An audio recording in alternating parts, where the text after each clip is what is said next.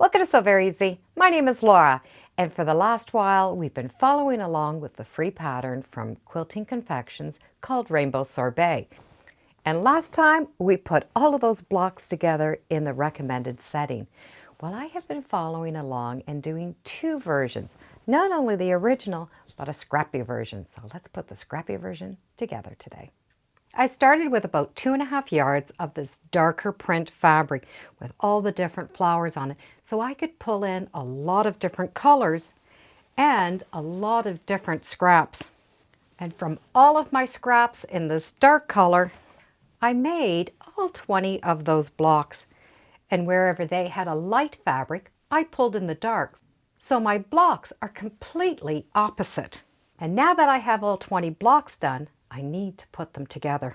The setting to put these blocks together is very simple, and it uses a favorite measurement, which is 2.5 inches. 2.5 inches could be scraps from our jelly rolls and from binding. I'm going to need 20 dark strips and 20 light strips at 2.5 inches by 12.5 inches. And that's just because the block is a 12.5 inch block. From there, I'm going to need 20 2.5 inch squares. And I've just pulled out whatever little leftovers I've had for those 2.5 inch squares. And these are going to go together very simply. All 20 of the blocks are going to be put together in the same manner. I'm going to take those long dark strips and match it up for one side. The light color I'm going to put on the bottom. And each of these little pieces will fit on the end.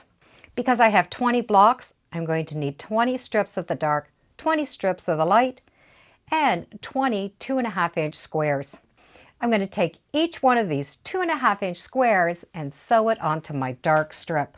So I'm going to match up the right sides and stitch a 1/4 inch.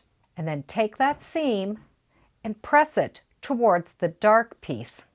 And when all 20 of these squares have been sewn on, I can then work on that next piece.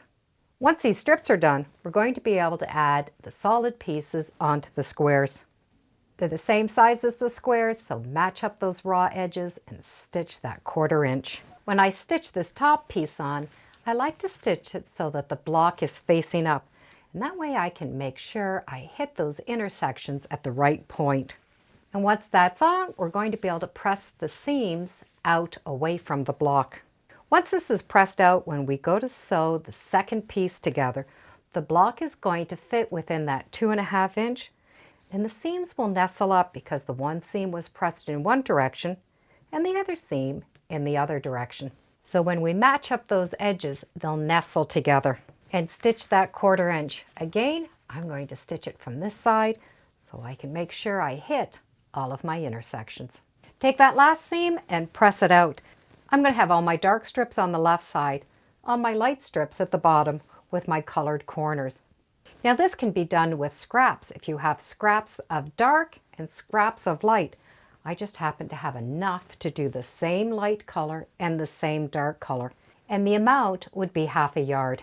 When all the blocks are put together so they're in the same order, so the light is in the bottom and the dark is in the left-hand side, you get a light line along the bottom with the darkers following the side. We can take them and twist them. So I'm going to take every other block and twist it 1 degree.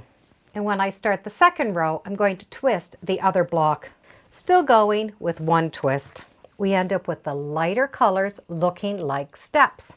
Let's take those and turn them one more time. So the light is at the top. We are still switching every other block, so we end up with 2 of the lights together and 2 of the darks together. Let's twist them one more time. We now end up with a light and a dark strip together, and 2 of those little patches are going to match together. We can twist them so we end up with a 4 patch in the corner. But if we have the 4 patch in one corner, we just end up with the 4 strips matching in the other. I'm going to sew these together in rows of 4, and then there'll be a total of 5 rows. I'm going to keep the dark on one side and the light on the bottom.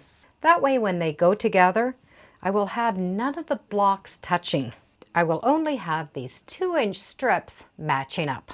We can continue and add borders, but since I'm only using up my scraps, I'm going to leave it the way it is. This was a great project to use up my scraps, and it gave me a chance to see the way different colors played against each other and see the difference on how a dark background looks compared to a light background. The original Rainbow Sorbet is now done along with the Scrappy version. And that Scrappy version is just that. It was all scraps. I started with that big dark fabric, did everything reversed, and only used up my scraps. Same blocks, totally different pattern. If you'd like this pattern, you can get it from Quilting Confections, and I'll put a link in the description for you.